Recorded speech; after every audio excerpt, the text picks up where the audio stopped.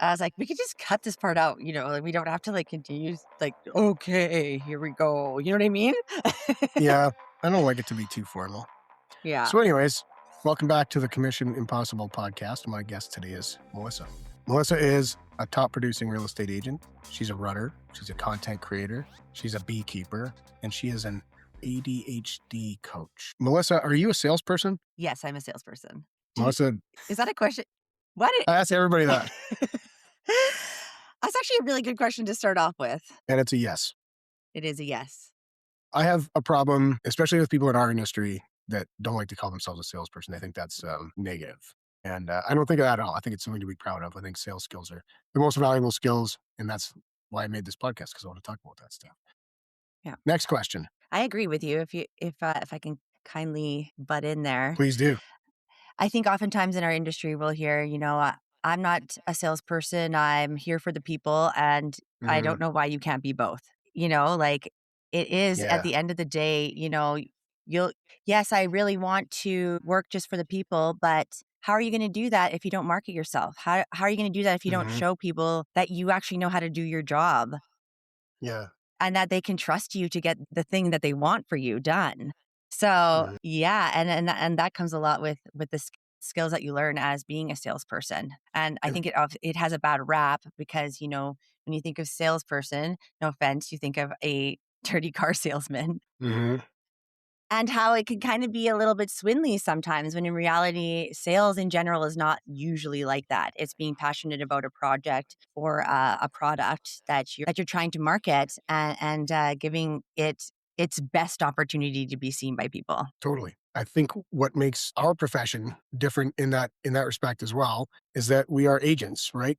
We act on someone else's behalf, because Mhm. that car salesman, when you walk into a car dealership, people get that sick feeling, because I was on the other side of that for many years. People get that sick feeling of being approached by a salesman. Oh, he's going to try to talk to me. He's going to try to get me to take a test drive, and he's going to, like, it's the anxiety of being sold to and being approached by a salesperson. But the way I like to put it to my clients is, yes, I'm a salesperson. I'm a really good salesperson, but I'm your salesperson. Mhm. You know, I apply all my skills to benefit you, right? So that's my favorite way to spin Yeah, it. I think that's a good way of putting it. What would you say would be like some of the number one skills that you've brought from car sales into real estate? Oh boy, now I'm being interviewed. I don't have This to is a think about that. this I is a wasn't prepared. conversation. Yeah. Well, okay.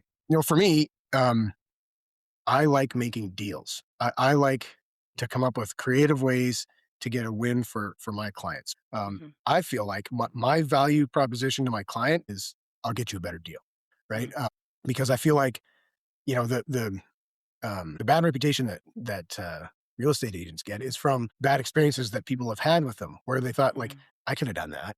That guy charged me 20 grand in fees. I could have done that. There was a bit of mhm, paperwork and, like, putting a lockbox on the door. I could have done that. So what for me, I want my clients to feel like they could not have done that without me. And usually the way that I feel I can deliver that is to get the kind of deal that they couldn't have got on their own, because I've got mhm. all those years of working at the desk as a sales manager and coming up with creative ways and negotiation skills. I even have a course, which you're part of, Yeah.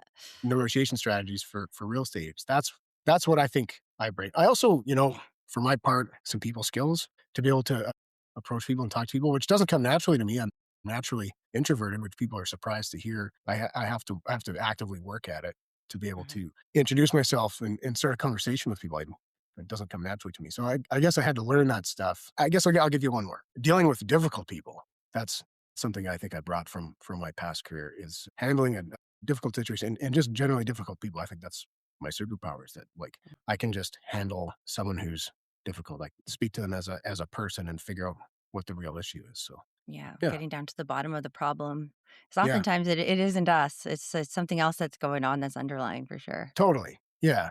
And Not it's to take it important to see them personally. not as just a customer or a client, another human sitting across Yeah, from you that has their own shit going on. Um, 100%. I agree with that. Question for you. Do you have ADHD? I have ADHD. Don't mean to get too personal. How many browser tabs do you have open right now? Right now?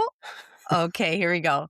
1, 2, 3, 4, 5, 6, 7, 8, 9, 10, 11, 12, 13, 14, 15, 16, 17, 18, 19, 20, 21, 22, 23, 24, 25, 26, 20. And this is a good day. Sometimes Not I can't bad. even read what it is. It's just the icon. That's the thing. Like I will close my browser at the end of every day because if I didn't get to it at that time, like I'll probably most likely bring it up tomorrow. But I try to give myself a clean slate every morning and then just Really? let it happen again the rest of the day. If my computer crashes and it has to reboot, I have to restore that window. I need all of those tabs open because I'll forget what to do.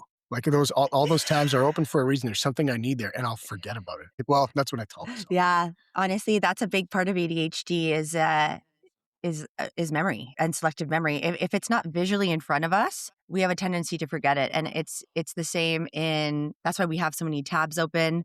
Yeah. If we don't keep a proper schedule, we'll have a tendency to just like forget that that thing exists. And crazily enough, even in relationships, like if someone's not in Mhm. front of you for a long period of time, you'll have a tendency to just forget to follow up with them. That's why, especially in business, having it kind of physically or visibly available, like who are my clients? Like for example, I literally have this right in front of my face of people that I Mhm. need to follow up with that particular day, and I'm like, oh my gosh, I completely forgot that this person existed, even though we have already established such a great working relationship. Yeah, If I just didn't oof. physically see that that person was, then I would maybe forget. And so I think with ADHD, that has been one of the biggest things that I've learned in my business is learning how to keep on track of things so that I don't like leave things to the last minute or forget to do something or forget to follow up with somebody. Like, what can I do to make sure that I stay on top of everything and that I don't, like, get behind? So help me understand something because I'm looking at a whiteboard. I don't want to take it off the wall, but I use a whiteboard as well. I have a calendar and I have post-it notes on it. I got post-it notes everywhere. I have that same thing too. I need that visual thing that's right in front of my face. But here's the thing: you can use a CRM. There's 1,000 good options for a powerful CRM. Anyone that's listening that works in sales knows what I'm referring to, or Salesforce or whatever you've got Mhm. that will help you organize that and plan out your day. I don't know about you, but I look at that thing and I'm just like, no, it doesn't work. I'd rather post-it notes on a whiteboard. Why is that? Yeah. Like, I feel it's also just because it gets very overwhelming. Yeah. Like, looking on there and seeing the tasks build up, it's like paralysis. Oh my goodness. Like, I have so much to do. I don't even know where to begin. Mhm, I'm just not gonna do it. mhm. So we'll just leave it. We'll avoid it. We won't even look at it, and it's kind of like an out of sight, out of mind kind of. It's easier and more protective to just go and scroll on a social media site than it would be Uh, for me to follow up with that simply because it gets too physically overwhelming. It creates a level of paralysis in business or even in just personal life. And totally. that's the same thing with running chores. I don't know if you have that issue too, or where you're or Oh running yeah. errands where you will leave everything to the it till the absolute last minute because the thought of actually getting it done is like too overwhelming sometimes. Mhm. So, yeah, it's a very, So very common thing. I put everything in my Google Calendar. And Mhm, if it's not in that calendar, it just doesn't even exist to me. Like mhm. no matter what I've committed to, no matter how important it is, if I don't put it in there, like I've programmed myself, I need that prompt. And even still, I miss stuff because it's like the notification goes off and I'll swipe it away or whatever, and then it's like it's gone. I've like programmed my brain to rely on the calendar. And even that, it's not 100%. Yeah. It also ties back to as well is not only is it overwhelming, but ADHDers, we're perfectionists by nature. Like we want to be good at something the very first time we try it, Hmm. or we don't want to do it anymore. And especially with all of the CRMs or even learning a new program on computers, if that's not your specialty, if you don't understand it right off the start, there's a very good chance you're not going to return to it or it's going to take you a lot longer to get organized to then, you know what I mean, to Totally. learn it. Yeah, I've experienced that exact thing all the time. Like I'd rather just not do something than not be able to do it really well and really easily. Right?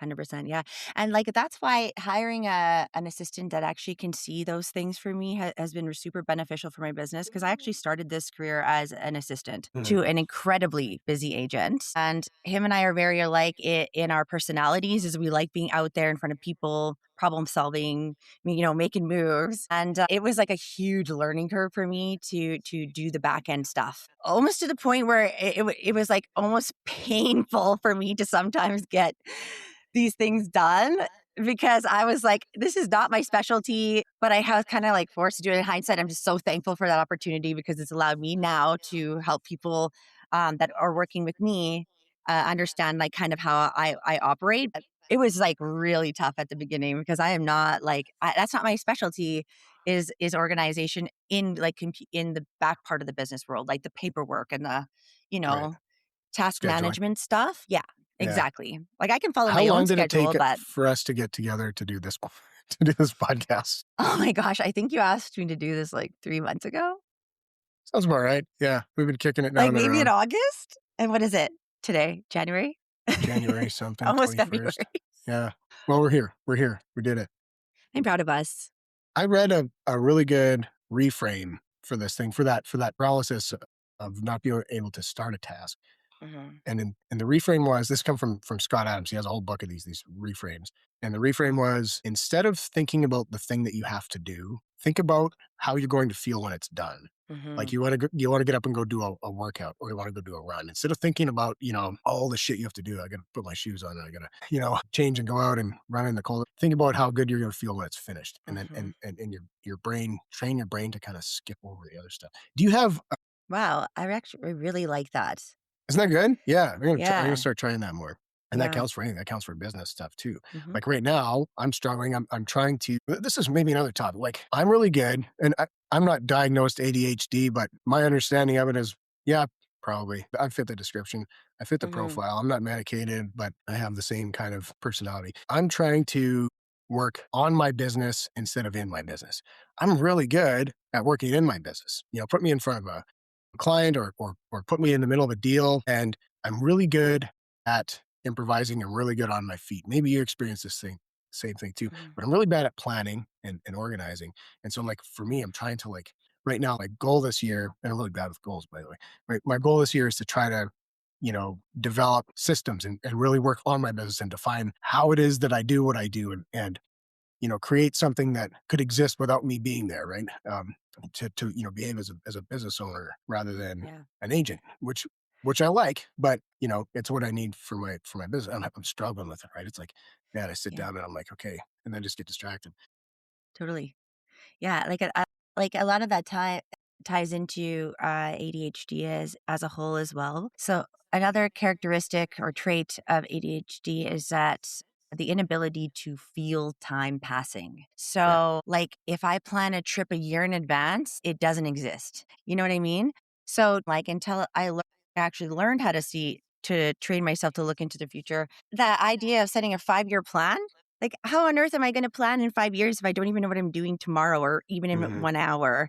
And so it's like it's just like the physical passing of time is like, how often are you late? Always. I'm never Yeah. not late.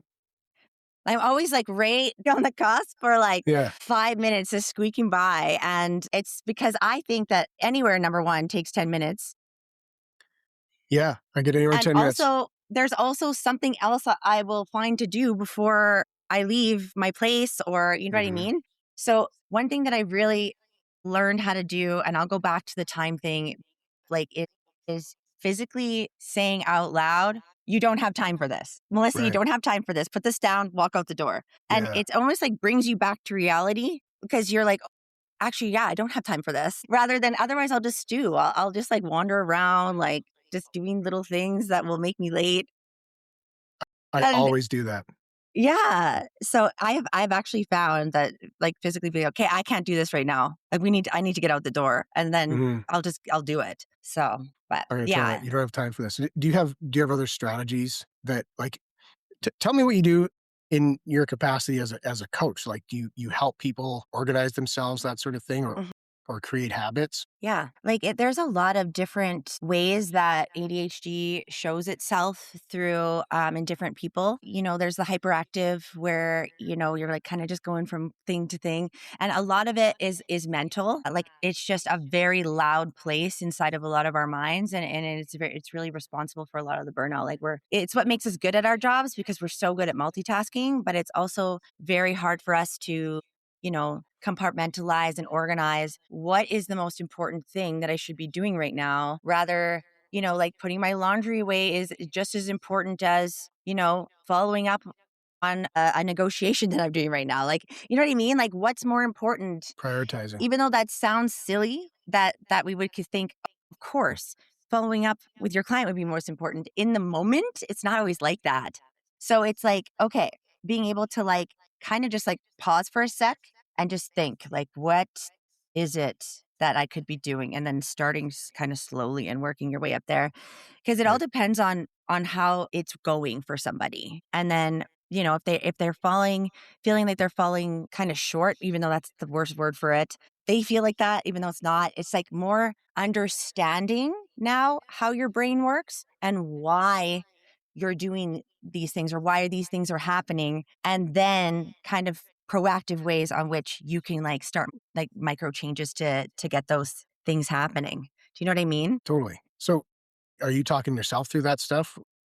Working on your own in your own business? Yeah, like I actually hired a coach for myself, an Mhm. ADHD coach back a few years ago, and I found it really beneficial, which is the reason why that I ended up becoming one myself because it was just an eye opener on understanding who I am. Like I was always been very hard on myself. Like, when I got diagnosed with ADHD, I wasn't surprised that I had it, but I also like there's such a stigma surrounding it with it being just like that little boy, and we all know that in class who just like was causing a ruckus Mhm. and was heavily medicated. And it was just like, that's the kind of the stigma that we have surrounding ADHD. And so when I got my diagnosis, I wasn't surprised, but I also had no idea what to do with it.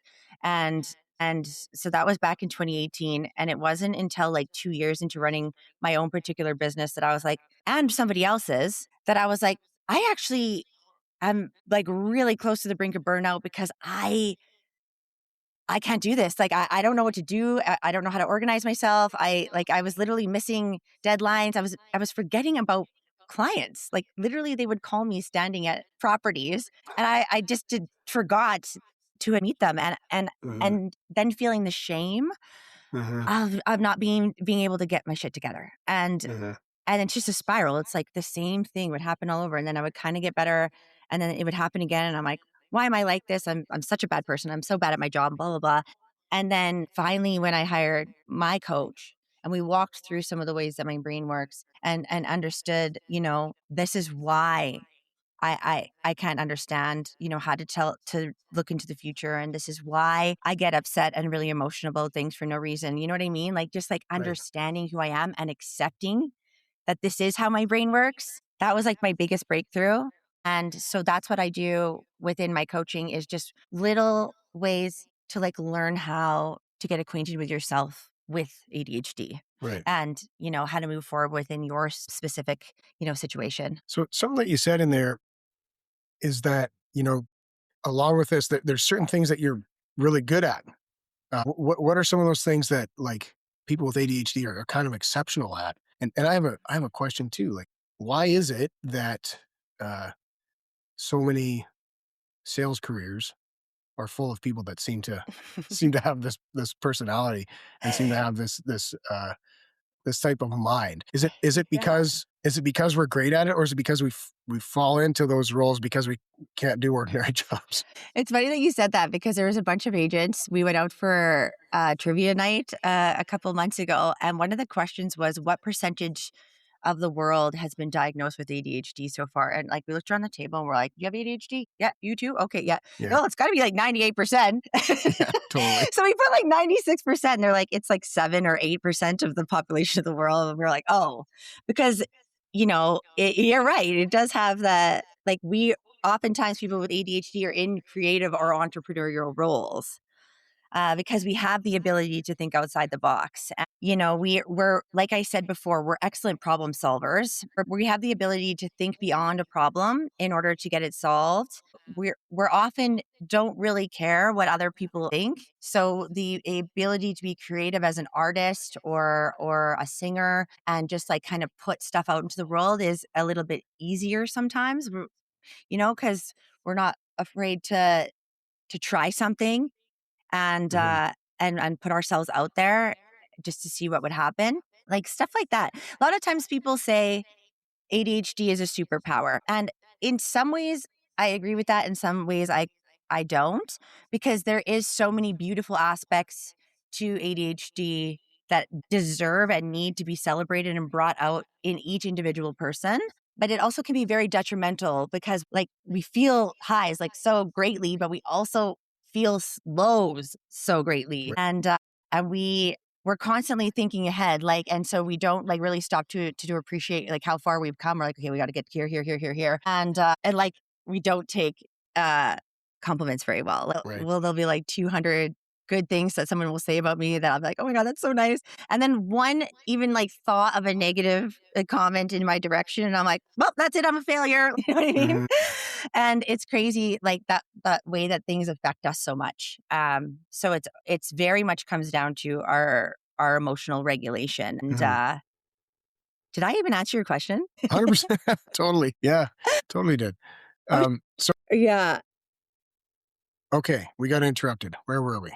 I think I was asking you what if I answered your question. Yeah, because I'd asked about like how do people with ADHD seem to be overrepresented in sales types jobs? Like, is it because this is what we're naturally good at, or is it because we can't really do anything else? Yeah. I think it's just that what we're naturally drawn to is being out in the action and doing like quick paced things. Yeah, for sure. And it's funny because I do this podcast and I interview other people that work in sales, and it's always the exact same kind of people. Yes, exactly. And you know why? It's because we are really good at being out there with the people, even if we are introverts, like we're Hmm. oftentimes, and that's another thing too, is that we have the tendency to kind of go, go, go without taking any breaks, even Hmm. as like an introvert who has ADHD or any kind of regard, is that like we'll just keep going until we break, essentially. Right. Um, And then got to reset. yeah, which is not the most healthiest option, obviously. So let me shift gears a little bit. You create a lot of content. You're putting stuff out every day. I've noticed what you're putting out there is not the conventional real estate agent type of videos and reels and images and carousels and all that sort of thing. What it feels like to me is that you're just putting yourself out there, kind of telling people who you are. Is that a deliberate strategy? How's that working for you? Yes, it is. So when I first started in this career and was working with that other agent, I was also in charge of the social media and the just listed, just sold things. They really were working for him in his business. But when I branched off and started doing my own thing, it just wasn't hitting the same way that it was working for him. And I was like, okay, I wonder why. And it gave me a lot of fatigue when I was trying to like get things going on social media to the point where I just stopped doing it for 2 years straight. I didn't even post about my job at all. Hmm. It was just my personal account, and then every once in a while, I would post something about real estate almost because I number 1 was kind of afraid to of what people would think of me being proud of my job, which is so wild to think about now. Right. Yeah, but I was just like, well, what will people think of this post? And it would always to the point where I would just like not do anything at all. Like it was just easier for me to just fly under the radar. And then when I moved to Calgary and no one knew who I was like, okay, you know what?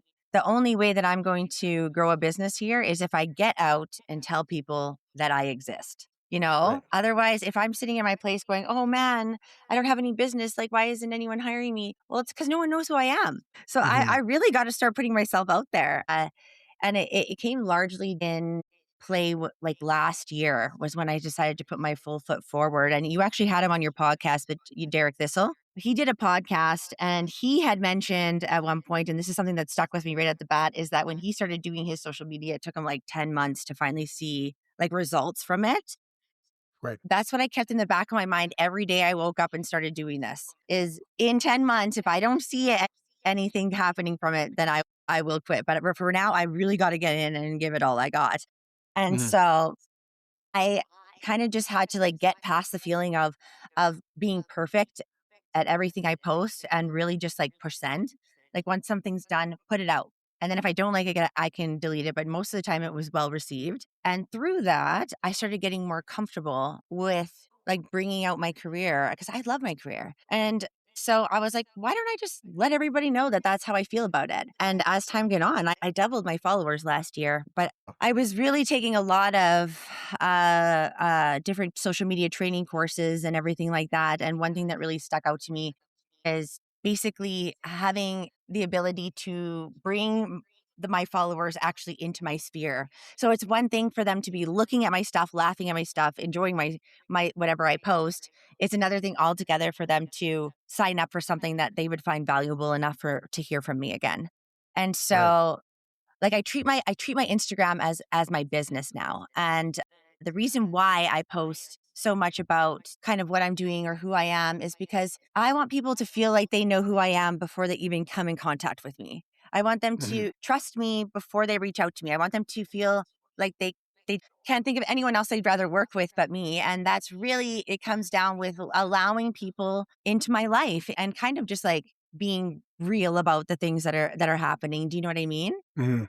And I find that that has been more beneficial. And I also started an email list too. And so that on the back end, I think I have 450 people had signed up this year through just different guides that I have put out for the city and stuff like that. And a lot of ways that that has been very beneficial just for staying in touch with people who are not only on my social media that who also kind of want to be a little bit deeper, that they want to kind of just stay in touch a little bit on a deeper level. So So your social media, would you consider that like kind of the top of the funnel? Like that's kind of the wider net that you're casting out to, as you described it, kind of pull people into your sphere? I would say yes. In a lot of ways, it has been. So I actually only started seeing results from my social media literally like 9 months after I started posting. So it So was that real. 10-month thing was pretty true. Yeah, and so now, like, I'll have people reaching out, just scheduling coffees and everything with me. I wanted my content to be easily digestible. Like, Mhm. hey, just a reminder, I'm out here, I'm doing this job, and if you'd like to get in touch and to find out more about what it would look like to work with me, then just please. You know what I mean? Right. And that's kind of how it's got to be. Like, I often felt like I was overcomplicating it and trying to add too much value and not, really being true to what it was. And when it's reality, it's just like, hey, like from Family Guy when he's like, "It's your best pal Stewie, and he's always going to be there for you." When he says Yeah. that knock knock joke to Brian, that's exactly kind of how I think about my Instagram and my social So media. you're putting your authentic personality out there and just people will see that. Okay. They feel like they know you. This is the kind of person I want to work with. Yeah, because ultimately you are your brand, no matter what you're selling. You Mhm. need to be passionate about the project, and a lot of it stems down to like who we are as people and the services that we provide, because my what I do is so different than what you do, and yet it's working for both of us how we do these Mhm. things. If I was to implement everything that you do in your business, it wouldn't work because it's not something that I'm necessarily as good at as doing some other things. You know what I mean? Well, it's important Yeah. for us to learn from each other and like implement some of like the important stuff. At the end of the day, like it's me that is the salesperson that's going to be helping these people, and so I need to be able to provide the highest level of service in the best way I know how in that regard.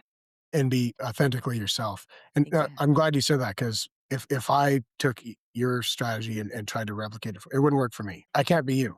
I can't be Melissa. You can't be Taylor. But like, yeah, there's some maybe some fundamental stuff we can put our heads together um, and improve. But that's one thing that I've always loved about this business is that I Mhm, feel like I learned this early on. There's 1,000 different ways to do this. There's not mhm. one correct way. There's the correct way for you, and maybe that makes it a great fit for the ADHD types. Yeah. Yeah, it's pure individuality. I've always been a firm believer that there's more than enough business to go around because everybody is unique and they're looking for a different type of person to help guide them through the experience. Like I think you had mentioned on either a podcast or through your training program how you had worked with somebody before who was very analytical, and you tried a tactic that would work for most people in terms of like an emotion-based response, and they didn't Mhm. want that. They wanted something, cut and dry. They wanted to be able to like kind of focus on the different aspects. More And so, spreadsheets. like that's like that maybe potentially then that person needed someone who worked for them with numbers. And they Mhm. were able to find that where is and so that's kind of what I think about whenever I go to an interview or a coffee with a new client is it not only do they want to work with me, but also do I want to work with them? Like Yeah. will our personalities be a good match for them to get the best possible experience in this business? Or is it possible that they would be better suited for someone else? It's a hard question to ask yourself because we wished we could, cater to everybody. But at the end of the day, like it's gonna not be the best choice to try and please everybody. You really got to find who works well with you, so that yeah, there's been some experiences, when I was earlier on in my career where I would just work with anybody, and it turned out to be a lot more detrimental to like my mental health and just like my general Mhm. well being than I thought it would be. So just being able to like really realize that early on when you're talking to somebody that maybe they'd be better suited, and also just maybe you introducing them to someone else. You're back. Oh my god. Yeah. Well, okay, I was saying too, I know that this is something we had just texted because my connection is so shoddy. But we have so much to talk about. We should just always do this. Yeah, we can make this a regular thing, and we can, have our own, podcast that we co-host even. Well, yes, because also I feel like, I've actually learned so much from working with you in the last year as well. Like we've done a lot of like business together, and I feel like there's a lot of things that maybe I think people deserve to hear about you as well. Well, thank you. It was actually weird having the microphone turned on me for once, "Well, what about you? What do you do?" I love that, but you know what? I sit here and record myself. I've recorded hours and hours of myself for that course, but that's something, I don't put out in public because I think it's too valuable, but Yeah, it is I'd love to have those valuable. kinda conversations. Shame I'm glad you're shamelessly enjoying it. plug shamelessly plug the course here now. Yeah, well, hey, this episode is brought to you by what's it called again? By, Elite Real Estate Negotiation, and you can find that course for only $97 for a lifetime membership at school, SKOOL.com/elite-real-estate-negotiation-8672. There you go. Melissa's a member. Highly valuable. I'm glad you think so. You know what? I've been getting some great feedback for it. Yeah. And I tried something new with content, and I got a few new, subscribers this week. Oh, you did? Yeah. Yeah, something seems to be landing, so I'm gonna put a little more energy into that because I haven't really done much to promote it, but, I Yeah, feel a little bit of momentum coming on, so I wanna take that and run with it. totally. So, we've had some tech issues here, we got cut off, we jumped back in, but what we were talking about is you were discussing finding the right clients that Mhm. fit your personality, and I had meant to ask, if you find yourself at the end of a client meeting and realize like this is not going to go well. These are not my people. Mhm. How do you break it to them? Say like, hey, maybe we're not the right fit, and can I recommend someone else? Yeah, like you can usually tell kind of right off the bat whether or not, somebody is interested in really working with you. Uh And it's very important in these moments to always kind of take the high road. You never know who you're going to run into again in the future. And this comes in this business where they're working with another agent that maybe you're not getting along with, or even down into a client, any trade. Always just being kind and just polite when it comes to things like this because you never know, who you're talking to. So basically, yeah, at the end of it, it's like, well, maybe we aren't better fitted for one another. Like for example, if I have a client that potentially specializes or wants to buy like a retirement home in Cochrane or something like that, or something that I'm not really specialized in, I might potentially just ask somebody else if they wanted to work on that with me. And then they could, and because they know what they're doing rather than me having to like guess all the way through. And it's like, obviously good practice, but it's just, yeah. If it's not working out, if it's not somebody that you can work with, you can refer them out or just simply it was really nice meeting you. I think it's best if you choose another agent. Have a good day. You know what I It's like mean? the most polite "go fuck yourself" in the world. Yeah. Exactly, exactly. Yeah. Yeah, you like For example, like my very first clients ever in this business, it was they were actually standing outside when I was showing somebody else the property. They had already lived in the neighborhood. And I was like, okay, just one sec. I'll bring you back in after I show them. And they ended up putting in an offer on this property that the people that I had been showing, they didn't want it. And it was like from the minute we got that offer accepted, like all hell broke loose. And I Mhm. spent the next 2 weeks just bawling after I would get off the Yeah. phone. It was such a horrific experience. I honestly thought, is it me? Like, am I not cut out for this job? And we finally ended up getting through it. We got everything done. They bought the house. Flash forward to a year and a half ago. They reached out. They had another property that they wanted to sell. And, Not everything today, was Satan. good. Everything was good up until, we got an offer. And then absolutely everything blew up. And it was the craziest experience that I've ever dealt with. But it was also a good realization that at the beginning, it wasn't me. Mhm. That, there are just some people that you're just not destined to be friends with in this career. And it was a very good lesson to me. I felt proud of myself, kind of for the way I handled things, but also, I stood up for myself very heavy in throughout that experience for my expertise and what I've learned already in the last 5 years of doing this. I was able to be like, not taking anything more. Like, I didn't even cry a single time during that experience. Yeah. But yeah, it was a good showing of the involvement. And yeah, so always keeping that in mind. Like, if it's something that feels off, your intuition is always usually right. And it is okay to say no. And, you know, at the end of the day, you are serving that client by referring them to somebody that's a better fit for them, right? Exactly. That is a service you're doing for them. And you can have, if you manage a referral, you're going to get paid for that referral too. So, you're not doing it for nothing, but that is a service to them. Like, hey, I don't think I'm the right person for this. I know someone Yeah. who I think would you'd be in way better hands with in this particular situation. Like, Yeah. in the car business, we had this joke. It works in real estate too. I don't recommend this, but we'd say, look, my broker says I'm only allowed to tell one person a year to go fuck themselves, and I don't want to waste it on you. That is hilarious. Yeah. I mean, I guess I probably in terms of like referring people out, I wouldn't necessarily do that very often. So Yeah. like if like for example, like with the Cochrane thing, that's only happened like one time. That was when I had first moved here. So we could probably cut that part out. But I would say like there is like there is some moments where you just know someone's going to be better suited for a different type of agent. Because Mhm. like the longer you're in this career, the more personalities you come across. And there is someone out there for everyone. It's just not always me. Yeah. But you learn with time, you learn your limitations too, right? Mhm. Like, look, if I'm being honest, I know that I'm probably not the person you need for that particular market, for that particular product, whatever. Yeah. And it's the people who make the biggest noise at the beginning that will be likely the biggest time wasters and will Yeah. most likely not do anything in the end.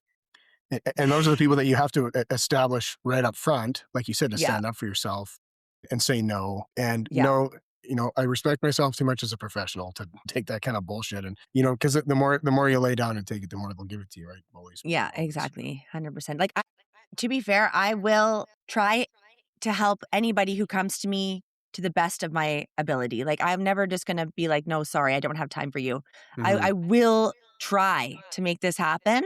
If it just so happens that it's not the best fit, then a bridge will cross when we come to it. Another thing to take note of. Yeah.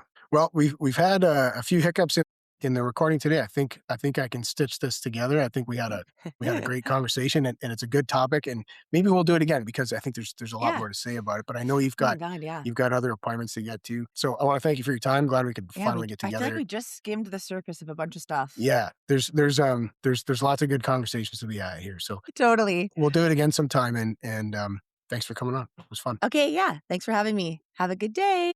You too.